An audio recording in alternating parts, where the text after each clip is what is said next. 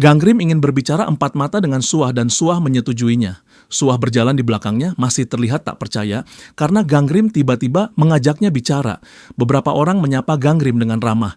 Mereka senang karena berkat Gangrim, mereka bisa menggunakan Wi-Fi dengan baik. Dengan menaklukkan ruangan sendirian, Gangrim mendapatkan hadiah, dan salah satunya adalah akses internet. Kata sandi Wi-Fi-nya pun dibagikan kepada semua orang yang ada di sana. Orang-orang mulai menyukai Gangrim dan bahkan mengajak untuk bersama, dan itu adalah perasaan yang cukup asing baginya. Di kehidupan sebelumnya, banyak orang mulai menjauhi dan bahkan menolaknya. Di ruang pelatihan, tidak ada yang mau satu tim dengannya. Gangrim pergi begitu saja. Mungkin karena kelasnya yang rendah, ia diperlakukan seperti itu. Saat itu, seseorang menyapanya dan bertanya apakah ia akan pergi sendiri. Orang itu adalah Cheon Gunam, seseorang yang memperlakukan Gangrim tanpa ragu. Bahkan jika ada ruang party, Gunam menawarkan untuk ikut bersama Gangrim. Saat itu Gangrim merasa berterima kasih. Meskipun tahu betul akan kemampuannya yang terbatas, ia tetap melakukan tos dengan Gunam. Gangrim bahkan tidak menyangka bisa mengalami momen seperti itu. Gunam membaca data di depannya sambil tersenyum. Ucapan-ucapan tentang Gangrim kembali terdengar. Kata mereka, ada seseorang yang nyaris mati saat pergi ke istana sihir bersama Gangrim. Orang itu menyebarkan desas-desus bahwa Gangrim membuat kesepakatan yang membuatnya bisa mencuri kemampuan dari orang yang mati. Gangrim bahkan dituduh mencoba membunuh rekan sendiri demi mencuri kekuatannya. Karena itu, mereka merasa harus berhati-hati terhadapnya. Gangrim dianggap menakutkan. Gangrim mencari Gunam. Bukankah mereka sudah berjanji untuk tidak membicarakan kemampuan miliknya? Namun Gunam pura-pura tidak tahu dan bahkan bertanya apakah Gangrim punya bukti bahwa dialah pelakunya. Gangrim tak butuh bukti. Ia yakin karena hanya Gunam yang tahu tentang kemampuan itu. Namun Gunam malah mengatakan jika apa yang dikatakan di belakang memang benar. Gunam memiliki kemampuan palmistry kelas unik yang memungkinkannya memeriksa status seseorang hanya dari telapak tangan. Gangrim yakin Gunamlah pelakunya karena hanya dia yang tahu. Kini Gangrim memperingatkan So'wah. Ia bilang Gunam bisa memeriksa status seseorang dan menyarankan So'wah untuk menjaga jarak dari pria itu. Terutama, jangan menunjukkan atau menyentuhkan telapak tangan pada Gunam. So'wah akhirnya menyadari alasan Gunam ingin meramalnya. Gangrim hanya ingin memberitahu hal itu, lalu pamit untuk pergi. Namun So'wah menahannya sebentar. So'wah mengatakan bahwa ia juga menyelesaikan ruangan sebelumnya dan kini menawarkan Gangrim untuk pergi ke ruangan kedua bersamanya. Gangrim menolak. Ia bilang So'wah akan bermasalah jika pergi bersamanya. So'wah mempertanyakan alasannya. Gangrim berpikir sejenak lalu beralasan dan mengatakan jika So'wah kurang berpengalaman. So'wah terdiam beberapa saat, tapi menurutnya dia tidak selemah itu. Gangrim pun menjelaskan, jika kemampuan So'wah akan melemah di ruangan berikutnya karena ruangan berikutnya memiliki atribut api. Di ruangan pertama pun tidak kompatibel dengan So'wah karena kemampuannya memiliki atribut gold dan metode Tree Leaf tidak dapat membantu. Gangrim mencoba meyakinkan So'wah, berharap ia mengerti maksudnya. So'wah pun menyadari bahwa ruang kedua akan mempersulitnya. Gangrim meyakinkannya sekali lagi sebelum pergi. So'wah tampak yakin walau tidak keseluruhannya. Tapi sebelum Gangrim pergi, So'wah memanggilnya lagi. Gangrim yang sudah melangkah keluar ruangan bertanya, mengapa? Meskipun tadi ia tidak sempat menolak, tetapi So'wah tetap berterima kasih atas peringatan dan saran dari Gangrim. Dengan alasan lebih nyaman sendiri, Gangrim menolak tawaran So'wah, tapi ia tetap pergi dengan Gojun. So'wah mulai berpikir apa Gangrim sedang menjaga jarak darinya, tapi Gangrim memanggilnya dan memberitahu tentang Gunam. So'wah merasa Gangrim sebenarnya bisa saja berbohong dengan alasan lain. Tapi kenapa laki-laki itu harus begitu jujur? So'wah menatap punggung Gangrim yang menjauh. Ia bertanya-tanya, apa Gangrim sedang mengkhawatirkannya? Di luar, seseorang memanggil Gangrim dan bertanya apakah ia akan pergi ke ruangan kedua bersama So'wah. Gangrim memasukkan tangannya ke saku celana begitu tahu siapa yang memanggil Gunam.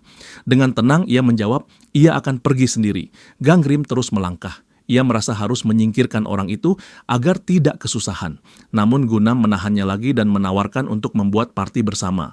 Katanya peringkatnya cukup tinggi, jadi pasti menyenangkan jika mereka pergi bersama. Ia bahkan mengaku menantikannya. Dalam hati Gangrim tahu itu bohong. Ia pun mengaktifkan kemampuannya untuk melihat takdir. Di belakang Gunam masih pamer kekuatannya. Sebagai penembak, ia bisa menciptakan peluru dari air dan menembakkannya. Gangrim selesai memeriksa status item Gunam, peringkat elemen air. Gangrim menyetujuinya dan mengajaknya untuk berangkat saat itu juga. Gunam tampak bersemangat, berjanji akan segera bersiap dan turun. Gangrim menatap Gunam dari belakang. Laki-laki itu mendekatinya lebih dulu. Sorot mata Gangrim berubah, dingin dan penuh tekad. Tempat pelatihan 2, The Room of Hwadang. Syarat menyelesaikan ruangan kedua adalah menemukan es kristal dan kembali ke lobi. Tidak ada batas waktu. Mereka mulai memeriksa posisi Seo Gangrim dan Cheon Gunam. Begitu masuk, tempat itu benar-benar seperti neraka. Mereka telah memasuki ruangan kedua. Kondisi gersang dengan sungai api mengalir di mana-mana. Api menyala dari segala arah. Gunam cukup terkejut Gangrim menerima permintaannya dengan cepat dan ia mengira karena atribut miliknya. Mereka terus berjalan. Gangrim diam, tak menanggapi. Gunam terus bicara. Gunam bertanya apakah Gangrim membaca syarat menyelesaikan tempat itu. Ia juga penasaran, benarkah ada es di tempat sepanas ini? Api di mana-mana, udara menyengat, mustahil ada es di sini. Gangrim berdiri di belakang dengan pedang terhunus. Gunam mempersiapkan kekuatan air di tangannya. Dengan percaya diri, Gunam berkata karena ia pergi bersama Gangrim, mereka akan segera menemukannya. Namun dari belakang, tatapan Gangrim begitu tajam dan dingin, dan seketika ia mengayunkan pedangnya tepat ke arah punggung Gunam. Kemampuan Anshit diaktifkan, darah segar menyiprat. Gunam yang mendengar suara itu langsung terduduk. Ia melihat kepala monster terpenggal dan terbang melewatinya, darahnya menyiprat ke arah lain. Gunam tidak menyangka mereka akan diserang secepat itu. Gangrim lalu menatap ke arah lain di mana gerombolan lain datang. Gunam masih terduduk kaget. Ia terkejut melihat segerombolan katak mengarah pada mereka, siap menyerang. Mereka adalah kata api, monster dengan kelas insektil tersier. Monster ini lahir dari mata air terpanas. Walaupun serangan mereka lemah, mereka bergerak bergerombol, memangsa makhluk dengan suhu tubuh di bawah mereka. Melihat itu, Gunam berpikir itu hanya katak, bukan masalah besar. Ia menggunakan air dari botolnya dan menembakkan kekuatannya ke arah katak-katak itu. Ia tertawa puas merasa kekuatannya berguna di room ini. Akan lebih mudah jika mereka segera menemukan kristal, pikir Gunam. Gangrim tersenyum. Ia sudah tahu di mana lokasinya, jadi tidak perlu terburu-buru. Secara tidak sengaja, Gunam melihat ke arah Gangrim. Ia merasa Gangrim sepertinya bersyukur sudah membawanya.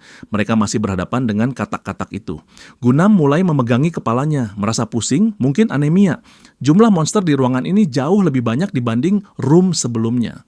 Gunam tidak punya pilihan lain, ia harus bertarung menggunakan pedang seperti Gangrim. Gunam terduduk, katak mengarah padanya. Ia mencoba menghalangi dengan pedang, tapi katak itu membalik dan menyerangnya, membuat Gunam terjatuh.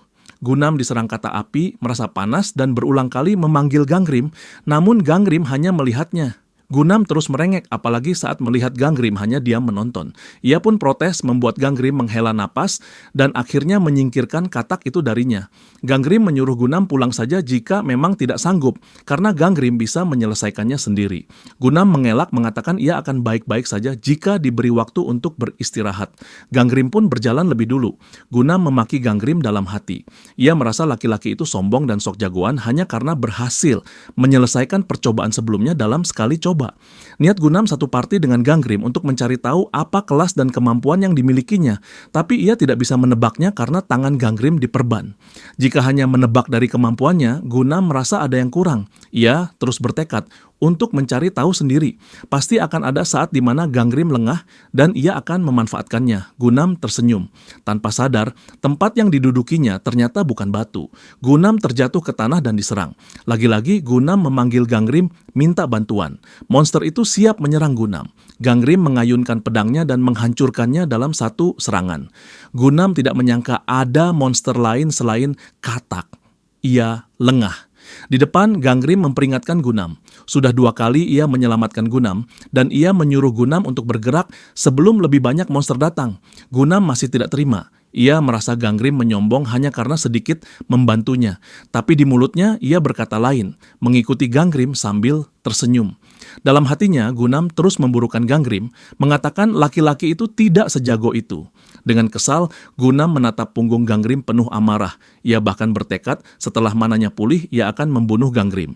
Namun, belum selesai kesalnya, Gangrim menoleh ke belakang dan bertanya apa yang terjadi. Gunam cepat-cepat mengubah raut wajahnya, tertawa, lalu berterima kasih atas bantuan Gangrim. Mereka terus berjalan hingga Gunam melihat sesuatu di ujung sana, sebuah benda bulat berwarna seperti kristal es. Ganggrim ikut memperhatikannya. Gunam menebak itu adalah kristal es yang mereka cari. Setelah melihat lebih dekat, Gunam semakin yakin. Mereka hanya perlu membawa kristal itu kembali ke lobi dan room ini akan selesai. Tapi Gunam berpikir lain. Jika seperti itu, orang-orang di training center akan menganggap keberhasilannya berkat Ganggrim. Ganggrim ingat dengan benda itu dan berniat memperingatkan Gunam. Namun Gunam sudah berlari lebih dulu. Ia berpikir, jika hanya ada satu, maka orang yang pertama mengambilnya akan menjadi orang yang menyelesaikan room itu. Gunam tertawa lebar, membayangkan semua imbalan, kehormatan, dan kekaguman akan menjadi miliknya. Gunam sudah mendekat dan meraih bola itu. Dengan percaya diri, ia berkata bahwa ia yang menyelesaikan room itu lebih dulu. Namun, benda itu tidak keras, kenyal. Gunam terdiam. Itu adalah kantung telur kata api, kelas insektil tersier, kantung yang berisi telur-telur kata api dalam jumlah besar. Dan di mana ada kantung itu, pasti ada kata api juga. Dari dalam mata air panas muncul banyak kata. Mereka langsung menyerang Gunam, membuatnya terjatuh. Lagi-lagi Gunam memanggil nama Ganggrim untuk meminta bantuan. Ganggrim hanya melihat dari jauh. Itu adalah akibat mencoba menusuk orang dari belakang. Gunam terus berteriak minta tolong, namun Ganggrim pergi meninggalkannya begitu saja. Gunam memanggil-manggil nama Ganggrim, tapi yang datang hanyalah lebih banyak kata. Gunam terus memaki, berharap kata-kata itu berhenti menyerangnya. Di dalam Room of Hellfire Crystal Cave, ruang goa kristal api neraka, Ganggrim berada di sana sambil membawa beberapa katak api di tangannya. Ia mendapatkan Ice Crystal, sebuah tertiary ghostly great crystal yang terbuat dari es. Memilikinya akan meningkatkan atribut air. Ganggrim duduk di permukaan goa, memegang kristal es yang baru ia dapatkan, lalu membuka shop window.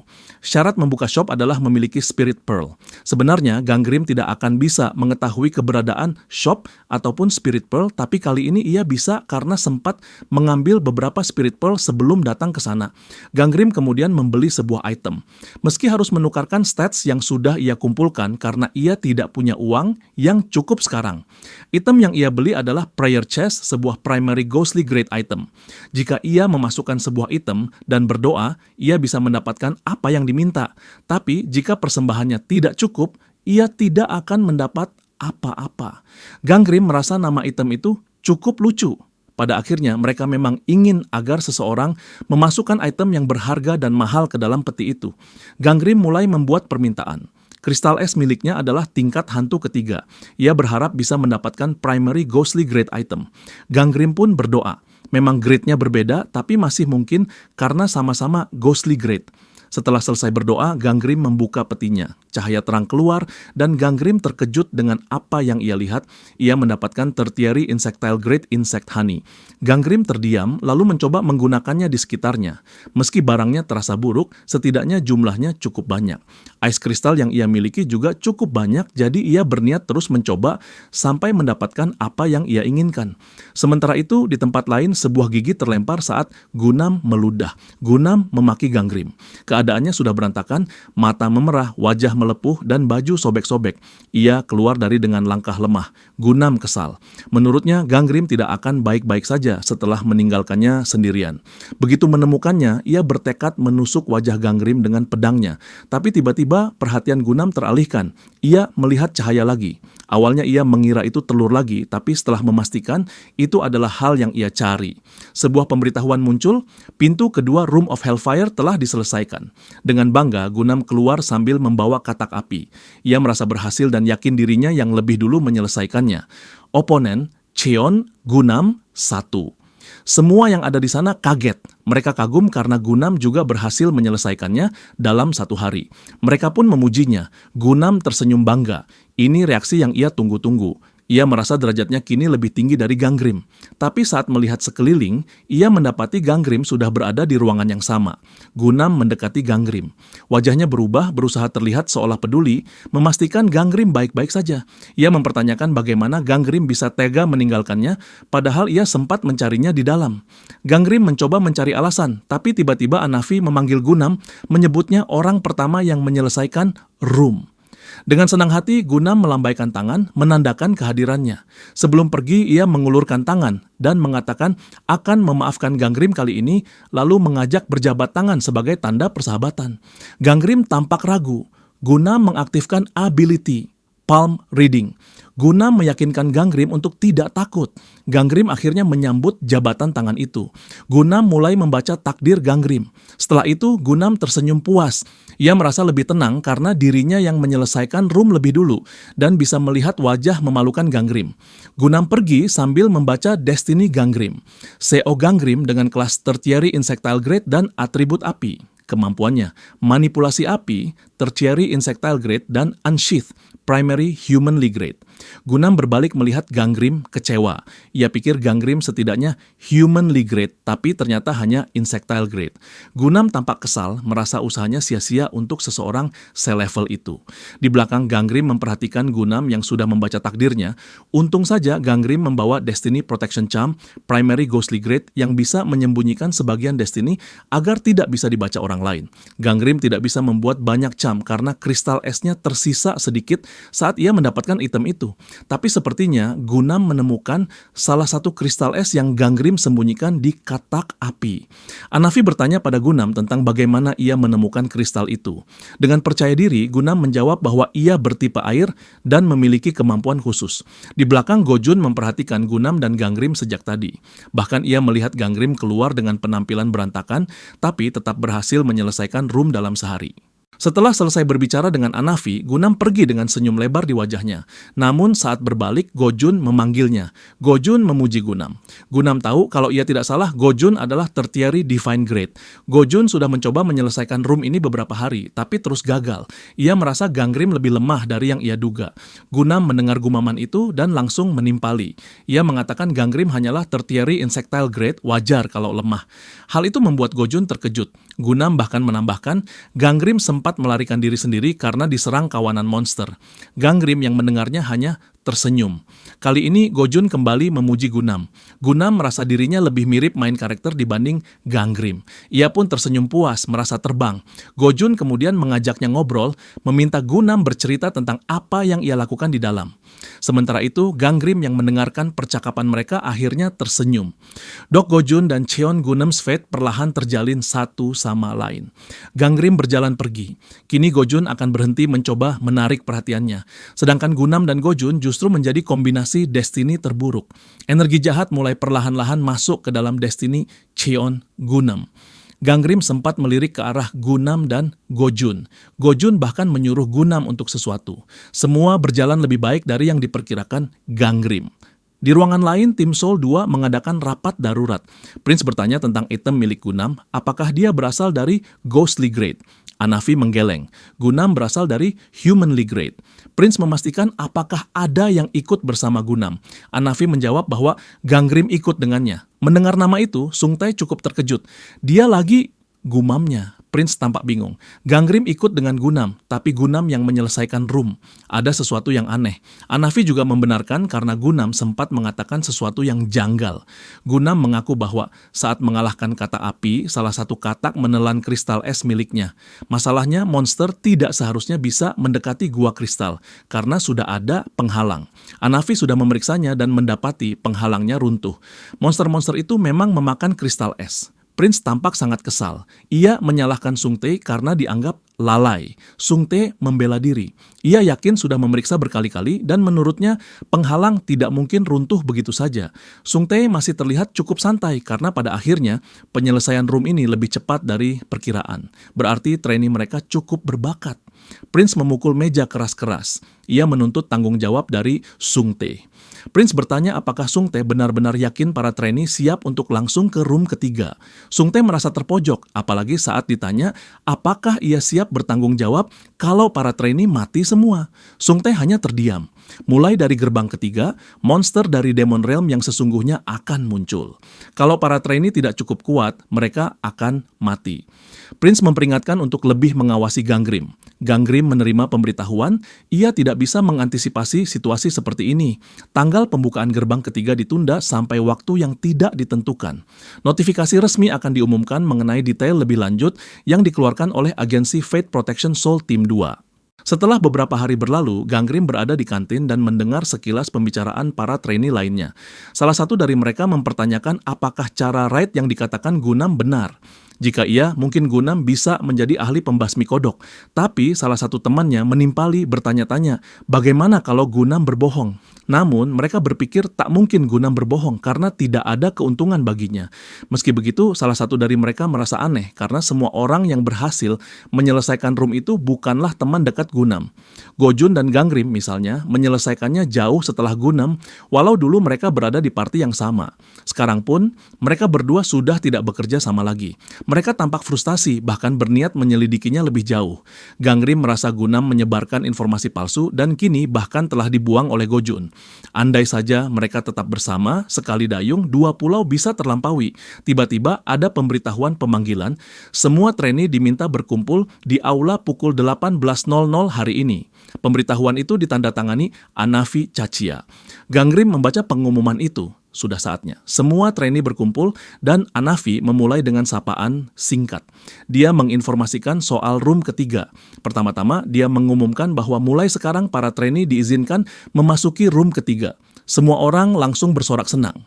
Anafi melanjutkan, mulai dari room ketiga ini mereka akan memasuki dunia iblis yang sesungguhnya, bukan hanya tempat latihan buatan Protection Agency. Karena itu, mulai sekarang semua akan bergerak bersama.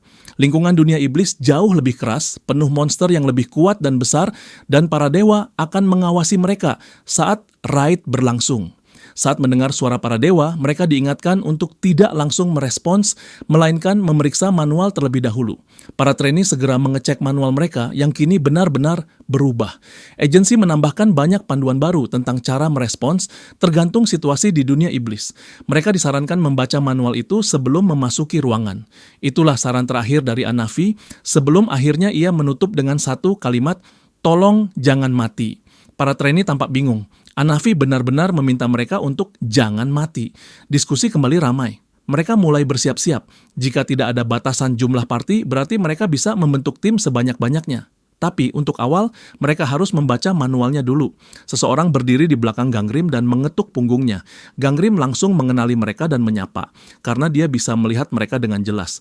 Orang-orang di sekitar terkejut karena Gangrim bisa mengenali mereka berdua. Padahal biasanya, orang lain selalu bingung membedakan si kembar ini. Bagaimana tidak? Di kehidupan sebelumnya, hanya mereka berdua dan Suah yang mau berbicara dengan Gangrim setelah Gunam menyebarkan rumor buruk tentangnya. Meski kembar, destiny mereka berbeda. Si kembar ini sering bertengkar, bahkan karena hal-hal sepele sekalipun. Gangrim mengaktifkan kemampuan Destiny Detection.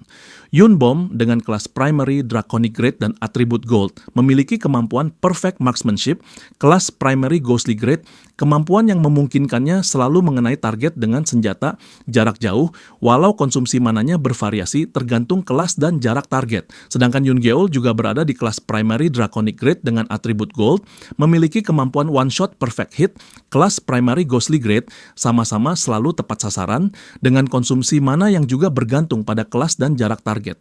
Gangrim merasa tidak ada yang berubah pada mereka. Di kehidupan sebelumnya, Yunbom berhasil bertahan hidup, sementara Yungeol tewas di room ketiga. Sebuah peringatan muncul dalam pikiran Gangrim. Ia merasakan spirit Death by White Tiger dari Yungeol. Bahaya besar akan mengancam nyawa Geol dalam beberapa hari ke depan. Gangrim pun menawarkan Geol untuk masuk ke room ketiga bersama dengannya. Geol setuju karena ia tidak ingin berburu bersama saudaranya yang sering bertengkar dengannya. Sebelum situasi memanas, Gangrim juga mengusulkan untuk membawa Yunbom bersama mereka. Kali ini ia akan memastikan keduanya selamat. Mereka bertiga pun memasuki room ketiga, Room of Ice.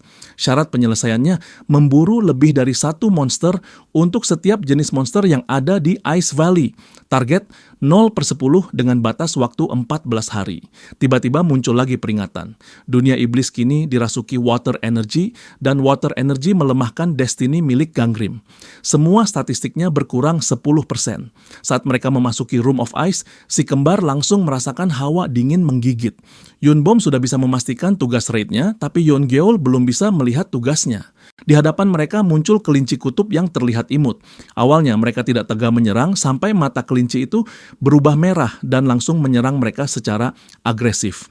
Itu adalah Ihon Rabbit, monster kelas Primary Insectile Grade, Terlihat lemah, tapi ternyata cukup berbahaya. Setelah mengatasi para kelinci, mereka bertiga duduk di sebuah batu dan membuka shop masing-masing. Ada banyak item tersedia, tapi sayangnya tidak ada fitur pencarian. Yunbom bertanya pada Gangrim, bagaimana laki-laki itu bisa menemukan item dengan cepat. Gangrim hampir saja mengatakan bahwa dia sudah menggunakan shop ini bertahun-tahun, tapi cepat-cepat meralat jawabannya. Katanya, ini mirip dengan game yang pernah ia mainkan dulu. Geol juga meminta bantuan Gangrim memilihkan senjatanya. Ia ingin membeli busur dan anak panah. Setelah Gangrim membantu satu persatu, persenjataan mereka lengkap. Yunbom dengan pistolnya dan Yungeol dengan busur dan panahnya. Mereka kembali berburu, menghabisi monster kelinci satu per satu. Seperti biasa, si kembar terus bertengkar. Yang satu ngotot bahwa dia lebih banyak mengalahkan monster, dan Gangrim hanya mengawasi dari kejauhan, memastikan mereka aman. Yunbom dulunya adalah penembak jitu, sementara Yungeol adalah pemanah dari tim nasional. Efisiensi perburuan mereka benar-benar meningkat dengan senjata yang sudah familiar. Di kehidupan sebelumnya, Yunbom menjadi sniper top tier, dan mungkin Yungeol juga akan mencapai hal yang sama jika tetap hidup.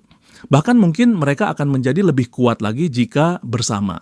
Gangrim mengingat kembali, setelah kematian Geol, Yunbom berubah total. Dia tidak pernah tersenyum lagi membalas kematian saudaranya dengan memburu monster habis-habisan. Hingga akhirnya, Bom menjadi sangat kuat dan bergabung dengan Sekte Sura, salah satu dari 5 sekte terbesar. Tapi, dia tidak pernah bahagia. Gangrim berpikir, kedua saudara ini punya destiny yang hebat. Jika bisa menyelamatkan Geol, bukan hanya Bom yang akan terselamatkan, tapi masa depan mereka juga. Dia berniat membantu mereka bergabung dengan Sekte Flying Tiger. Jika rencananya berhasil, sniper Sekte Sura yang dulu dibunuh Bom juga bisa tetap hidup. Gangrim kembali memperhatikan. Tapi saat ia menoleh, hanya Yunbom yang tampak asik melawan monster. Yungeol tidak terlihat di mana-mana. Gangrim mulai cemas. Kemana Yungeol pergi? Gangrim dan Yunbom mencari keberadaan Yungeol. Mereka menyisir beberapa tempat di daerah itu. Sebelumnya, Geol sempat mengatakan pada Bom bahwa ia hanya pergi ke kamar mandi.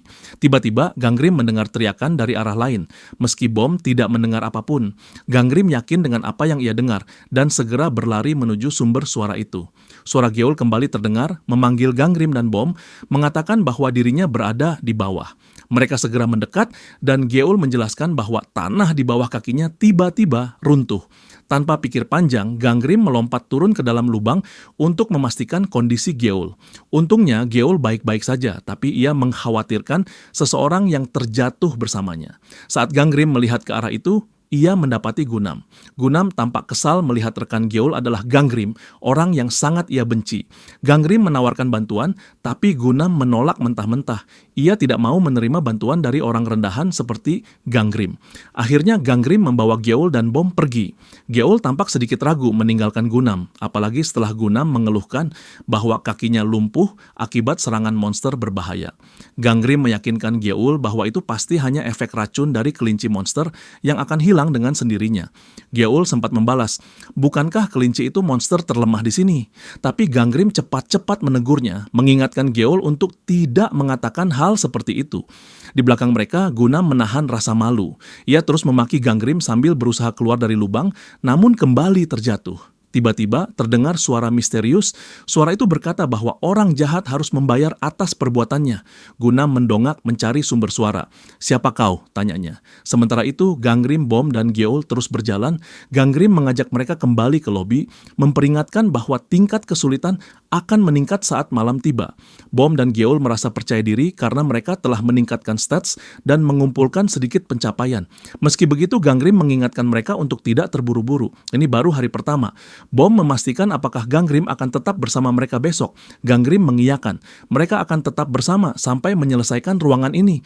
Geol pun terdengar bersemangat. Ia yakin bisa menyelesaikannya besok. Tiba-tiba, Gangrim kembali mendengar suara raungan dari arah lain. Ia mengenali suara itu. Gangrim menyuruh Bom dan Geol kembali ke lobi lebih dulu. Ia sendiri berlari pergi dengan alasan ada sesuatu yang terlupa.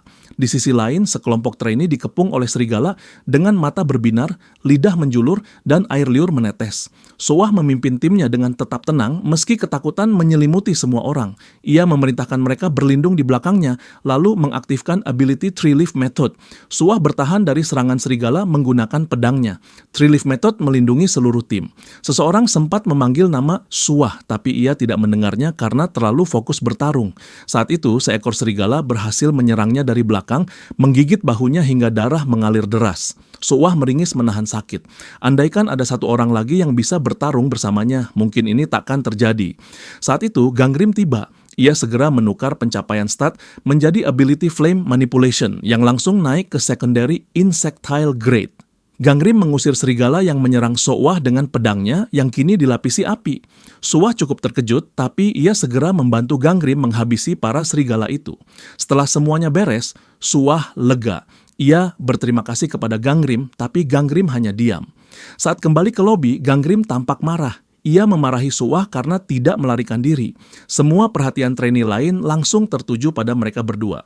Menurut Gangrim, Soah seharusnya tahu situasi berbahaya dan segera kabur daripada bertahan dan terluka. Soah membalas, tapi Gangrim segera memotongnya. Soah, katanya, hanya beruntung kali ini. Gangrim teringat masa lalunya. Bagaimana jika monster itu memiliki ability tersembunyi? Bagaimana jika tak ada yang datang menolong? Kematian sia-sia itu seharusnya tidak terulang. Gangrim masih dikuasai emosi, berteriak. Menolong orang lain adalah sesuatu yang hanya orang kuat yang bisa lakukan. Setelah mengatakan itu, Gangrim pergi meninggalkan Soah. Jika Soah menurunkan kewaspadaan, ia hanya akan berakhir sebagai mayat. Tim Soah menghampirinya, bertanya apakah ia baik-baik saja dan menganggap Gangrim terlalu kasar, tapi Soah membela Gangrim. Meski terlihat keras, Gangrim sebenarnya mengkhawatirkannya. Soah yakin Gangrim adalah orang yang penyayang. Soah kemudian memanggil Gangrim untuk berterima kasih. Gangrim hanya menghela napas dan berkata, terserah. Gerbang ketiga Room of Ice akhirnya diselesaikan, penyelesainya adalah Dok Gojun. Sementara itu, Gangrim, Bom, dan Geol masih melanjutkan perburuan. Gangrim berhasil menyelesaikan targetnya dan menyelesaikan Room of Ice. Geol menyadari bahwa seseorang telah menyelesaikan room itu, dan itu adalah Gojun. Gangrim menimpali, ia juga baru saja menyelesaikannya dengan waktu penyelesaian yang hampir bersamaan. Meski begitu, Gangrim tidak akan pergi. Ia akan tetap menemani Bom dan Geol sampai mereka selesai. Setelah selesai, mereka tidak bisa kembali ke room itu. Tapi Gangrim berencana kembali nanti untuk mendapatkan hadiah tersembunyi, hadiah yang muncul setelah memburu 11 jenis monster. Bom dan Geol terus berburu sambil bertengkar kecil, tapi tetap kompak dalam berburu. Gangrim sedikit khawatir karena perburuan ini terasa lebih cepat dibanding kehidupannya dulu. Ia mengaktifkan Destiny Detection. Peringatan muncul. Energi Death by White Tiger semakin mendekat.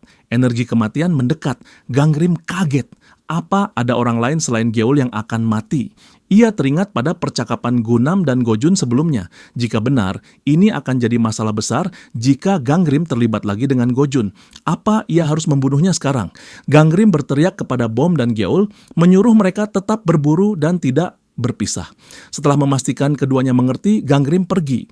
Ia menyusuri jalanan hingga seseorang muncul di depannya memperlihatkan kekuatan di tangannya. Orang itu berkata bahwa ia sudah mencari Gangrim.